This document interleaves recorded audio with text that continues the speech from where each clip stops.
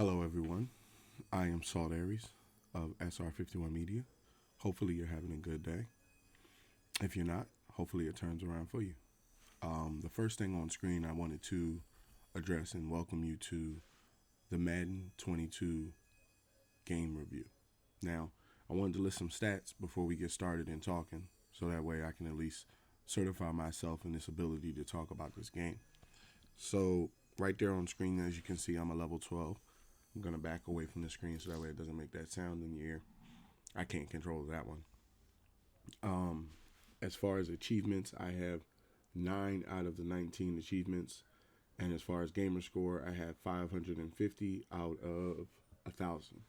As far as game time hours, I have 10 days, 22 hours, 47 minutes into Madden 22. So one of the things that I don't like when it comes to people that review essentially all games is that you don't give the game enough time to be played by you before you judge it. Okay? Now, I wouldn't say you have to put in 10 days or anything like that to be able to review Madden, but I do feel as though it should be a longer period than just your standard demo couple of hours. Okay?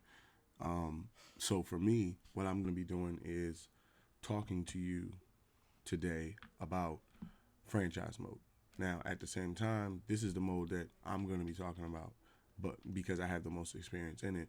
But there's also Ultimate Team, Exhibition, Face of the Franchise, KO Superstar, The Yard, and Championship Series. But as I said in the beginning, I'm going to be talking about franchise mode.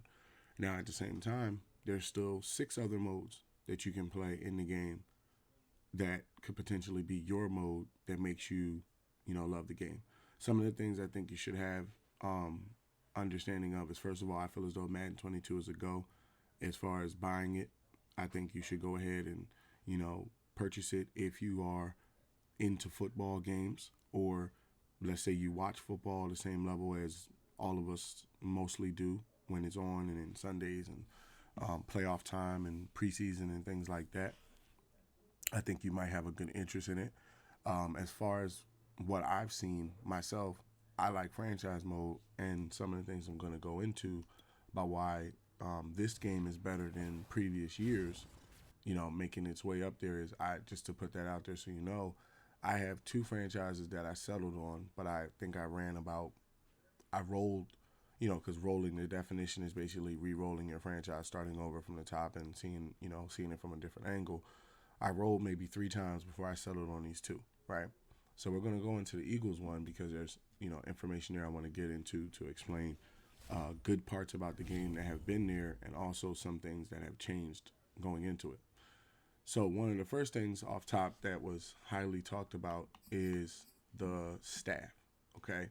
So number one, this layout wasn't here, okay? There was a different layout last year, so that's at least better that the menu options were changed up. Now, if they came back this next following year with this same sort of menu setup, I wouldn't necessarily be upset with it, because when I come into this menu, a lot of times I'm coming in to get things done like adjustments to the team, trades, franchise stuff. I'm putting myself in a position where basically I'm trying to move the team forward to the next week. I'm not, hypothetically, with the Eagles logo at the bottom right hand corner, I don't normally focus in on that when I'm going to play. I'm not sitting there like, oh, that Eagle should be colored, or everybody's logo should be colored, and this should be that. Like, it's a good background. It's a screensaver. It's, part of the game. Now, the things that made the game better to me was, now don't get me wrong, before I get into this, before they made a staff, let me grab a sip of the brew here. Before they made a staff, basically you had no control over that. So the offense and the defense and the personnel, the head coach, the offensive coach, and the defensive coach, and the free agent didn't have anything that you could tweak specifically to make your Madden 22 or Madden experience in general specific to you. So they added staff, right? And when you come into franchise staff, it's in depth, right? Like, of course, the coach, nothing against Nick Sirianni, I just basically wanted to go with my own coach and start fresh and stuff, who actually played under his playbook. So I picked Emmanuel Ortega, and then I picked Joseph Wells, and then I picked Bill Summers. So I brought in my own new staff coming in because I'm playing from owner mode. Now, on franchise, there's different modes that you can start as, right? I would say do your research on the modes before picking one, so that way you pick the best one for you and you have your start. Myself, I like starting with owner mode, financial mogul, so that way I can have a jump on cash to begin with, so I kind of have a push out the gate, right? Um, 1 second.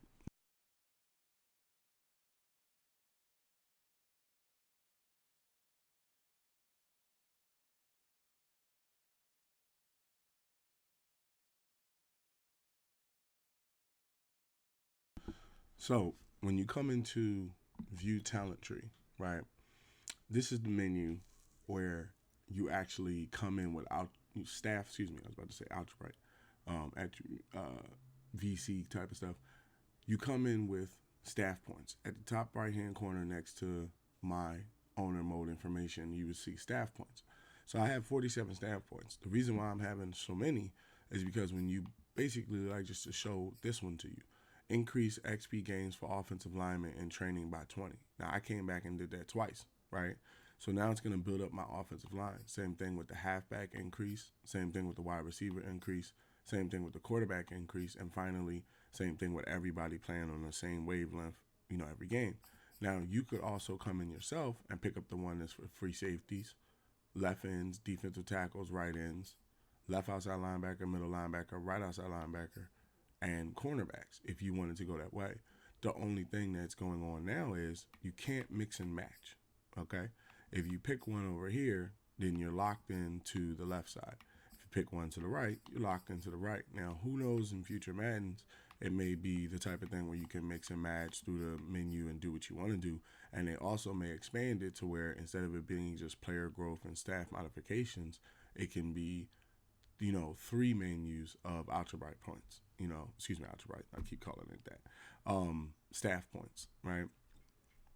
So when you come over to offensive coordinator, they have the same sort of setup on the block, and practice makes perfect information that I, kind of set up the way I wanted it. Similarly, basically maxed it out, right?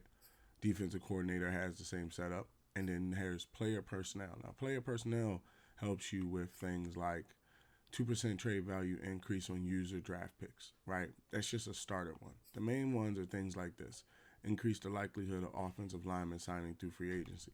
Same thing for free agency working for left ends, defensive tackles, right ends, or free safeties, right?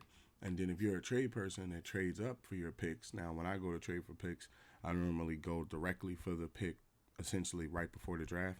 Like either right before the draft, or sometimes you can do it during the draft if you prefer more. But I kind of do it like maybe a day or so right before the draft when all the picks have been locked in. So if you do it during the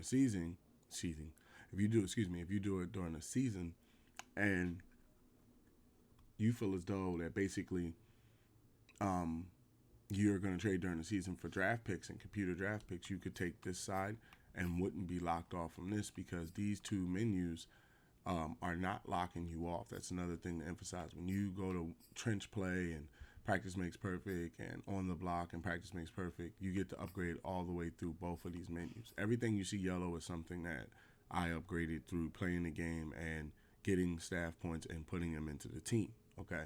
Now, as it stands, I've, not going into what I've won, but basically in this franchise, I'm in the year 2024. Just to give you some league history, where is it? That way we can see. So it's not just, I went to league transactions. I'm not grasping the controller as normal. I have other things in front of me. There we go. League history. Okay. So the year I took over, well, of course, the 2020 season when the game, pushed you off was Tampa Bay, and, they went over the Chiefs. Now, the Ravens, in the year that I was playing, um, the Ravens went to the Super Bowl versus the Cowboys, and thankfully, the Ravens won, right? And then in 22, I played the Chargers, and I beat them. And then in 23, I played the Chiefs, and I beat them. So I've won 2 Super Bowls so far in the game, back to back. Now, it's not one of those things where basically you just um, took players from other teams and forced a trade. Just to explain, when you come down to trades, right? You see down here in this window right here, when you come down to Trade Center and you go in there, you can make whatever trade you want to make. And what I did was just this season alone, I pounced on players that I knew the team didn't understand their value yet, like Patrick Surtain, Asante Samuel Jr., who else? Penny Sewell, right? Players that I felt as though Najee Harris, players that I felt as though could step into the team and kind of grow together. Where once I added a seasoned in a good amount of vets that could predict the play and predict the pass and predict the run and things like that, and were maybe top flight in their position, it put me in a position to be able to beat the Ravens and the Chiefs. Now, if you notice, these are the baddest guys, two of the baddest guys on the block that you meet in the playoffs, right? In that situation, to me, that's fun as ever because everything's on the line. Your heart's racing. I'm also live while I'm doing it. So, it's kind of like a live experience where not only am I watching it to see if I'm going to win, but I'm pretty sure people are watching it to see if I'm going to win as well, after all the games they maybe have been watching up to, the past couple of weeks. So for the game itself, okay, everything is one of the things outside of what I've already explained. One of the top things also I like is this up here. I'm going to come to roster and I'm going to use Miles Jack as an example. Okay, so Miles Jack is rated as an X Factor. There's levels in the game that you can upgrade to. 1 second while I grab a bait.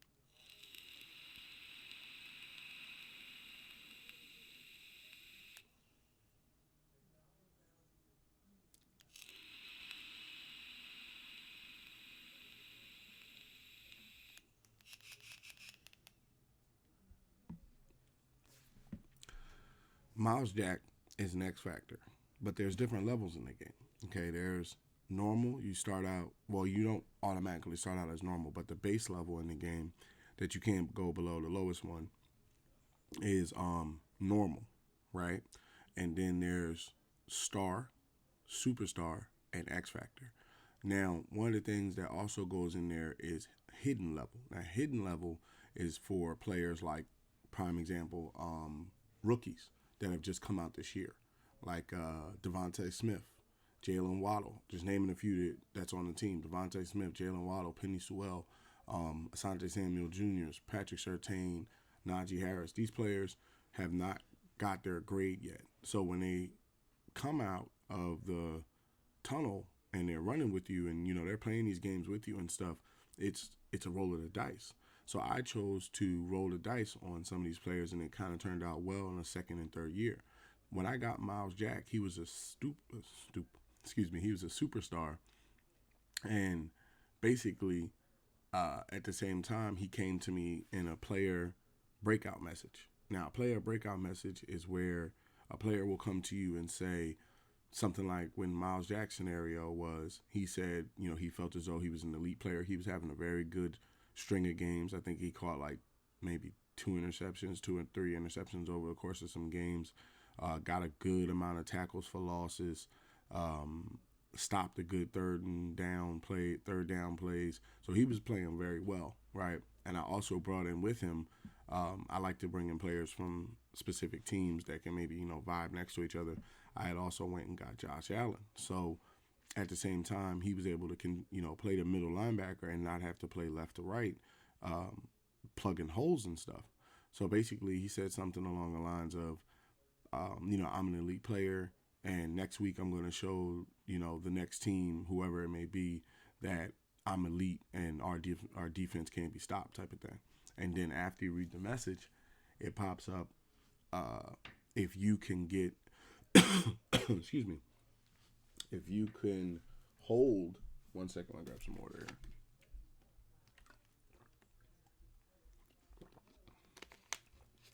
If you can hold the offensive yardage for the other team to under 150 yards total, then basically he gets an upgrade. And it's a lot on the line. It's, the whole team pushing for him, because if he goes from superstar to X Factor, that puts him in another level as far as abilities on the field. Now, to explain those abilities, right, you come over to the abilities tab, right? So you got Mind Reader. He ended up, you don't pick this. Now, I've seen videos of people claiming that you can reset it and change it. I normally just go with what they give me, because I normally draw pretty good X Factor abilities when they get them. So the best defenders are capable of dismantling an offense like they knew the play call the whole time. When they enter the zone, they can see offensive play art via coach cam.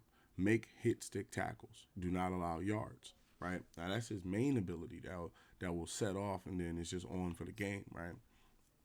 Defenders with disability are outmatched. Defenders with disability are highly likely to win contested catches against running backs, right? Then you have Stonewall. Defenders with disability will frequently prevent additional yardage gains while tackling, right? Now, what this did also for his rating is it put him as the number 3 middle linebacker in the whole NFL and in the top 3, okay?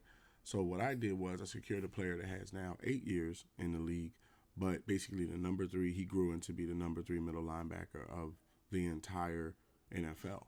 Now, that's done with the player randomly, right? Because this could happen with any of the players on your team, but sometimes, it happens with good. I noticed it happens with good players. Like, I try to start off with players that are at least above normal. Okay, now if you're normal, a lot of times, what I've found, it's not that you can't grow into a superstar or an X Factor. It's that the process is going to take longer. Okay, so for me, especially with my Eagles, I wanted them to be able to not only compete but possibly win, right? And then financially and trade-wise, I was the type of person where if I was going to trade away a player, because I didn't really release anybody, I tried to send everybody to good teams that I know were going to need them and, pay them their money that they was asking for. Like, prime example, I took over as quarterback. Right now, how I did that was, and it's footage of it. It wasn't nothing really too messed up. There's my career, which I mentioned in the beginning, where you can play as a basically franchise player, like similar to what you see in NBA 2K, review coming soon, sooner than, later. And basically what it is it's a one player experience where you control just that one player and the decisions that come with that one player and cutscenes on field, and, you just have to vibe with the team.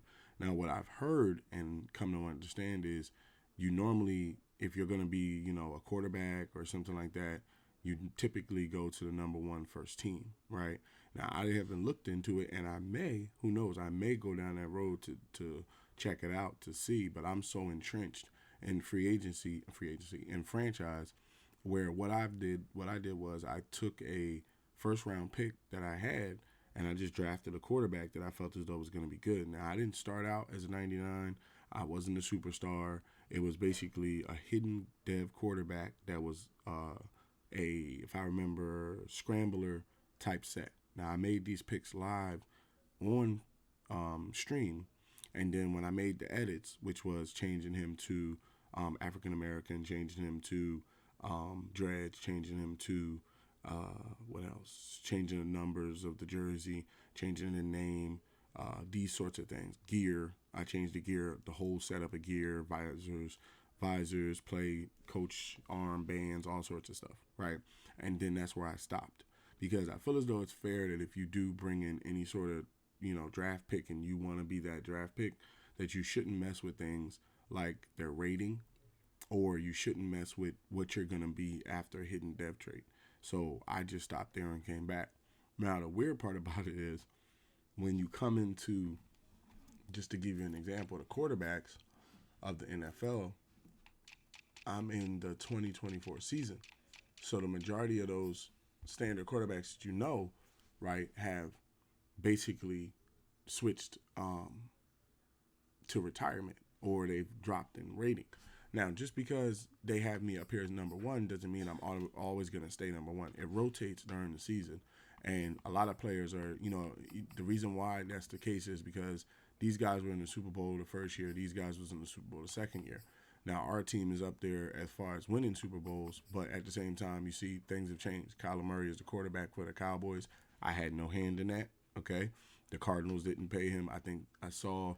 I think Kyler Murray wanted like $200 million or something like that, and basically he didn't get it from the Cardinals. And my hand to God, he went into free agency, and I was looking at it like Kyler Murray, but then I'm like, I had my quarterback, and I'm like, well, I want to be the quarterback. I don't want to pay Kyler Murray $200 something million.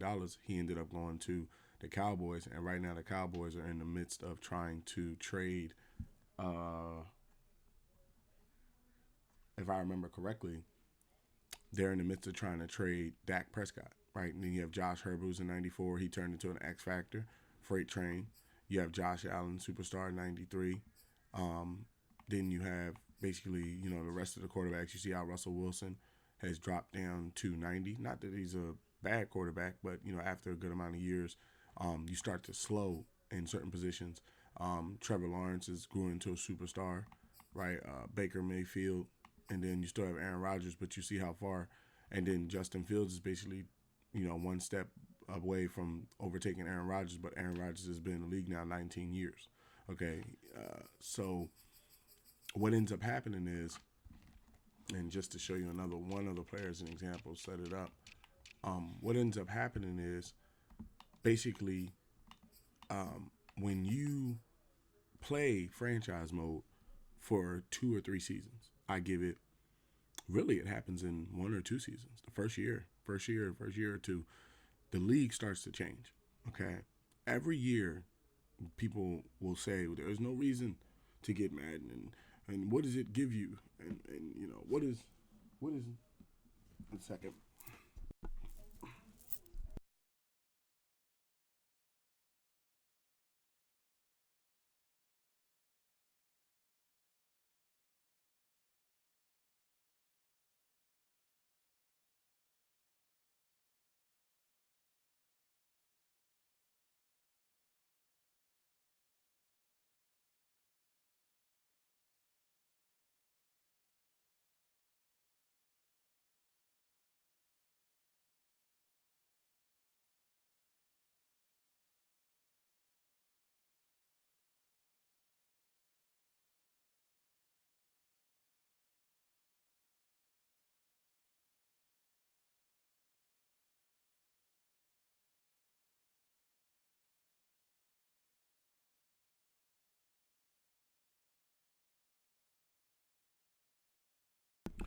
Had to grab a jacket there. Well, not a full jacket, but at least a hoodie. So yeah, as you play, okay, for a year to 2 years, players will retire, players will evolve. Okay, every year there's a new set of rookies that comes out. Okay, now the interesting part, what I hear a lot of times from some is, what is the reason to buy the new Madden? What's gonna be in it and what's gonna be there? I'm gonna tell you right now, I'm buying Madden 20. What would it be? 23, right? I'm buying Madden 23 pre-order day one. I'll be there. They haven't even shown you graphics from it. This one hasn't even finished being expired, but I'm buying it. Now, one of the reasons I could tell you why I'm going to buy it is because from a franchise standpoint, number one, most of these players that you're seeing, these new players, they don't actually have these superstar and X Factor tags attached to them. So when you start the game, right? Myself, I'm an Eagles fan. So, prime example, fly Eagles fly. Go Birds. One of the things that you will see is take somebody like Devontae Smith, right? Let me come over here to wide receiver to show you this. So take somebody like Devontae Smith, right? Devontae Smith is right here. Right now, Devontae, over the 3 years that I've been playing with him, keep in mind he's a rookie in the regular NFL, the real life version of the NFL here. He was hidden. Okay, so when Madden 23 comes out, they're gonna attach a rating to him, right?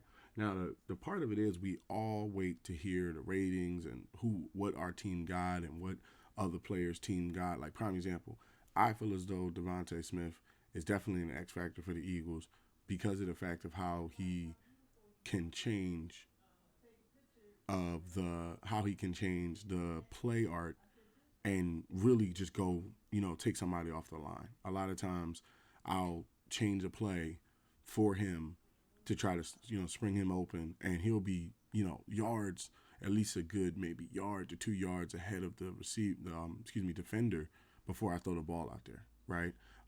His speed, just having the ability to not even on slants, just straight up that deep threat, that's on 94, that man can, take over a game type of play, right? So I would say I think he's a new X factor for the Eagles, right? At least bare minimum superstar X factor, but you have to buy the game to see, right? Now, when you come into his abilities, what he ended up growing into, a sure-handed receiver is a quarterback's best friend. When they enter the zone, this ability increases their success rate. Success rate. And decreases knockout chance on possession catches. Catch consecutive targets. Consecutive passes not targeted. So he also has mid-out elite. Receivers with this ability catch more consistently while catching passes 10 and 20 yards from the line of scrimmage outside the numbers, right? He has another ability slot that hasn't happened yet. So what happens is with this X Factor and Star and Superstar and this other stuff, it puts you into, backing up to the menu, it puts you into a standpoint where your roster is random, okay? You don't actually see the NFL that you watch on Sundays really past the first year. I was surprised to see, I was shocked to see a lot of moves. When Kyler Murray went up for free agency, I was like, man, I wonder where he's going to go, right? And then one day, I went to play a game, and I saw the notification, and he went to the Cowboys. And the thing about it is, just to prove what I'm saying, also I can show you, there's this thing called trade block. So when you come in the trade center, you're going to have trade block, upgrade position, and manual trade. Now, say you don't want to trade like how I trade. I like trading, okay? I like, it's like customizing in games for me. I like trying to send players to, like I have friends and family that like the Broncos, the 49ers, the Ravens. Shout out to everybody, Chargers, Lions, all the people that like different teams, Seahawks, hell, I got family and friends that like the Giants, and things like that. So I always try to send players to teams to, make them good as well. So that way when I'm like, okay, like right now, Jalen Hurts is the quarterback of the Broncos. Jalen Reagor's over there with him. It's one of those things where they're on a good team. So it's not like I sent them to a team that's struggling and now their success rate as far as a player is going to dip and they could be let go from the NFL eventually. But let's say you don't like doing specific trades, you can just go to upgrade position and pick the position, and the computer will show you what they feel is the next good player that you should target at that position. But there's also trade block, which I like to use and observe, is where the teams that are in the NFL will upgrade this similarly, not similarly, I would say semi-weekly, right? Like after every game, there could be a player that's added to this one lineup. This is where I found out that Dak Prescott was going to be traded, and just to show you, right, it does mess with the player because even though he's an X factor, his morale's 51, right, not currently impacting his overall. But when they brought in Kyler Murray and they paid him and put him on a trade block, it did affect his upgrade ability. Like now, Kyler Murray's going to basically progress more than him, right? So that's just some of the things that was added. Well, the X Factor part and the Star and the Superstar, I think, was added a year ago, right? So you now have that on top of the player breakups, the player breakdowns, right? And you also have the staff points. Now, this is new as well. Right away, let me grab a baby.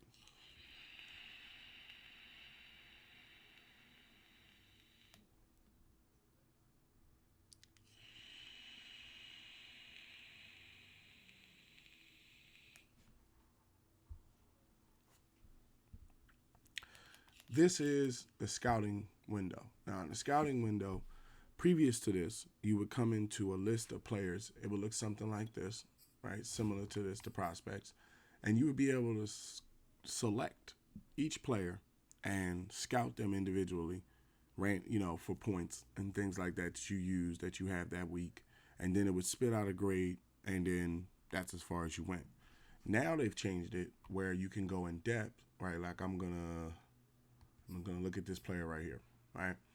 They give you player notes, they give you key ratings, they give you physicals, what the ratings are of his physicals, his NFL combine, his college pro day, and they give you skills that they will, not all of them will be visible, but depending on how you scout and which player you scout, some of this will be visible enough to give you a good look into what this player is going to be, right?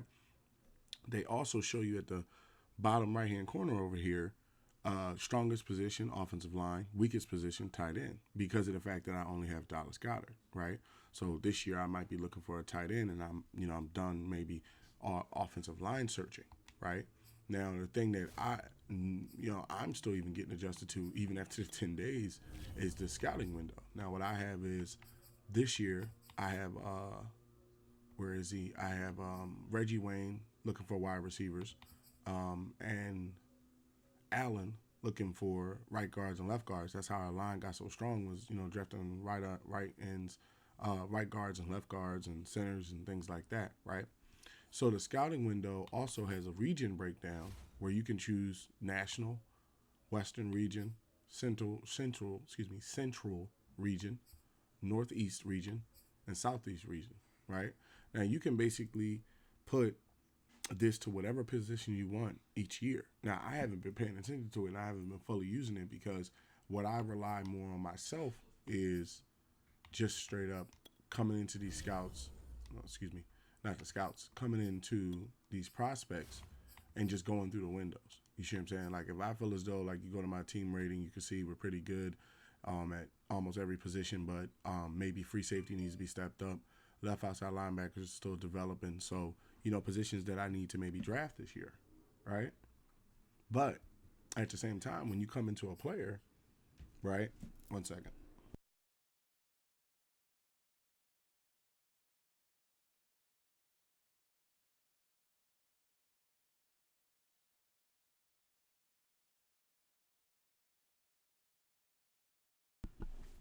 So when you come into a position, right, I like to just basically read the player notes and physicals, the NFL combines, the pro days, and then, of course, the core attributes. So for me, right, this game has evolved to a point to kind of bring it to a whole, right? As far as franchise, they have evolved it to a point where it's like, man, this is it's a whole new way of playing this game between the scouting world, right? And then just to show you a brief look at, this is something I enjoy working with a lot, is player negotiations, okay? So you have contracts. You see how Penny Sewell now wants $62 million over 5 years, right? Darius Slay wants $8 million a year.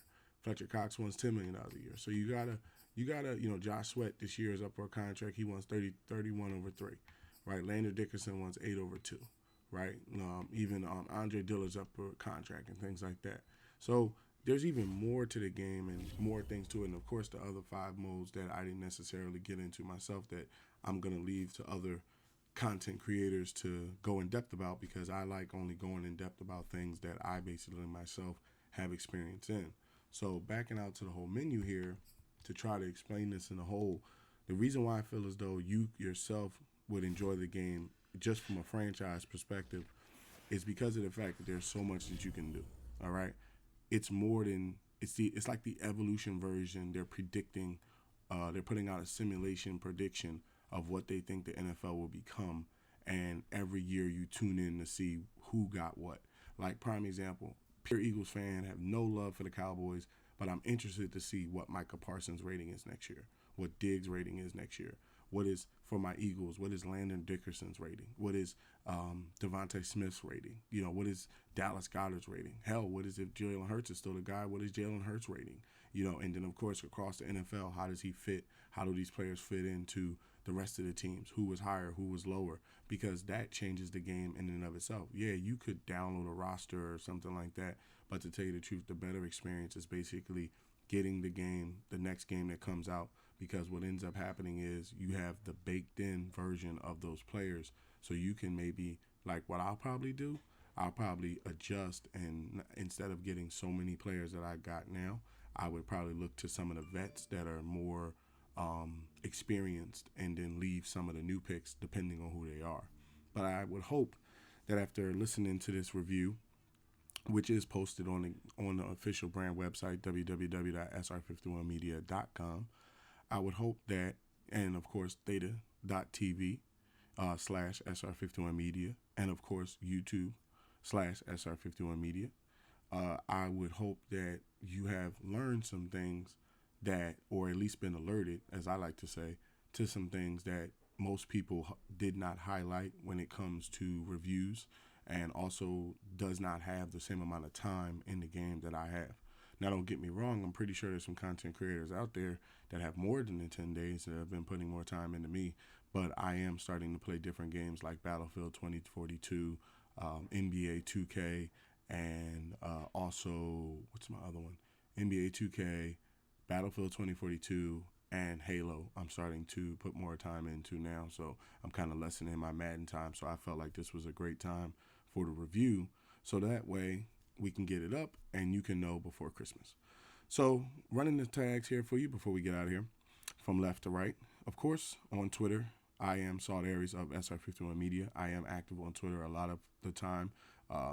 Game information, gamer information, gamer news, products, tech products, movies, just general funny stuff. A lot of times I'm active spreading that information so we can all be informed and have a good laugh together.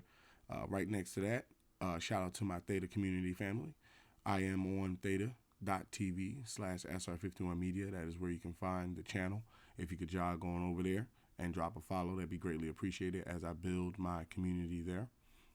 I also have a YouTube channel where videos are posted as well. I am SR51 Media on YouTube as well, where videos are posted. Right beside that is the official brand website, www.sr51media.com, where this review is posted, and a lot of reviews are coming, and also gameplay is posted, and different product pictures and new content that's coming that I don't want to get into in just this review. But always check back for new updates and information like that. And as it stands, I think I'm gonna be good with this review right now. I will be looking to review and revisit the topic of why I would buy Madden 23 before I actually buy Madden 23. So you may see me playing the game, and you might want to come in and ask me a question from the review, or in the comment section you may actually want to ask me questions about the game itself. I'm willing to answer those and go back and forth, as long as it's in a respectable way. So you have a good rest of your day, and thank you for watching. Peace.